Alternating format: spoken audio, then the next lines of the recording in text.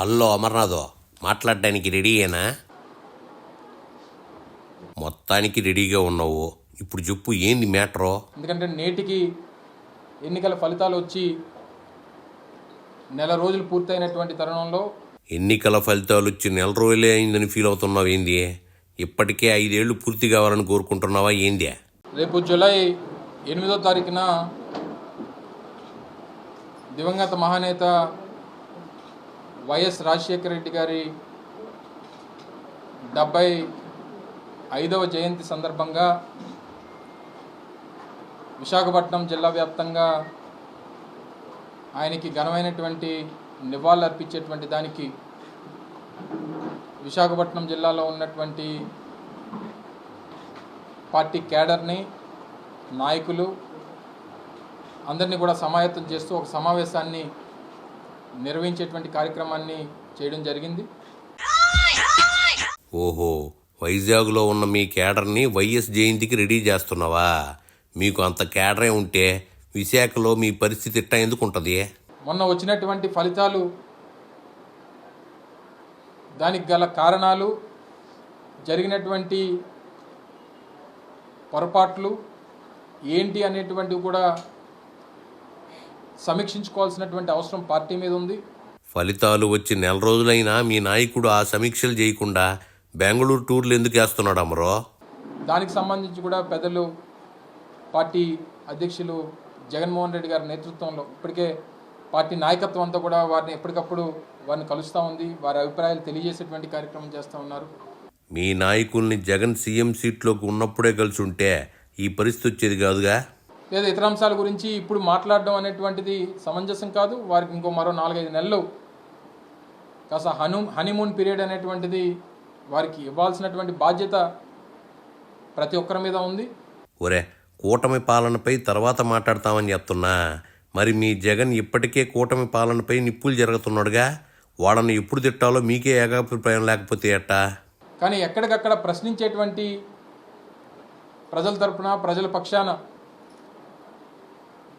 ఎప్పుడు ఏ పొరపాటు చేసినా దాన్ని ప్రశ్నించేటువంటి బాధ్యత ప్రజల పక్షాన వైఎస్ఆర్ కాంగ్రెస్ పార్టీ తీసుకుంటుంది జగన్మోహన్ రెడ్డి గారి నాయకత్వంలో. మొత్తానికి బురద జల్లే కార్యక్రమం ఖచ్చితంగా చేస్తామని చెప్తున్నావు. ఈ వాలంటీర్ వ్యవస్థ గత 5 సంవత్సరాలు ప్రజలకి ఉపయోగపడినటువంటి వ్యవస్థ. కానీ పార్టీగా, పార్టీ కార్యకర్తల్ని మాకు దూరం చేసినటువంటి పరిస్థితి తీసుకొచ్చిందని చెప్పి రాష్ట్రంలో ఉన్నటువంటి ప్రతి ఒక్క వైఎస్ఆర్ కాంగ్రెస్ పార్టీ నాయకుడు, కార్యకర్త బలంగా నమ్ముతూ ఉన్నాడు. నువ్వు ఇప్పుడు చెప్పే ఈ ముక్క అప్పుడే జగన్కి చెప్పుంటే సరిపోయేది కదా అమరో. ఆ రోజు జగన్మోహన్ రెడ్డి గారితో కూడా మాట్లాడినప్పుడు చెప్పడం జరిగింది, మీరు తీసుకొచ్చినటువంటి ఈ వ్యవస్థ, వాలంటీర్ వ్యవస్థ అనేటువంటిది ఈ రాష్ట్రంలో ఉన్నటువంటి 5 కోట్ల మంది ప్రజలకి బ్రహ్మాండంగా ఉపయోగపడింది. కానీ పార్టీగా మన పార్టీ నాయకుల్ని, కార్యకర్తల్ని ప్రజల నుంచి మనకు దూరం చేసింది అనేటువంటి అభిప్రాయాన్ని నేను వ్యక్తిగతంగా జగన్మోహన్ రెడ్డి గారి దగ్గర వ్యక్తపరిచేటువంటి అవకాశం నేను తీసుకున్నాను. మొత్తానికి నువ్వు చెప్పినా జగన్ లేదని చెప్తున్నావు. మంచోడివే.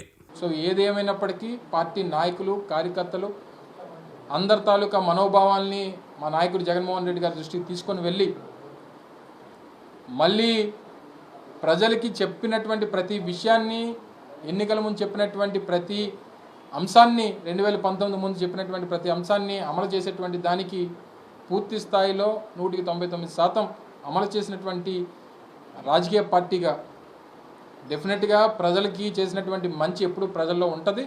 మీరు నిజంగా ప్రజలకి మంచి చేసుంటే మీకు 11 సీట్లు ఎందుకు వస్తాయా?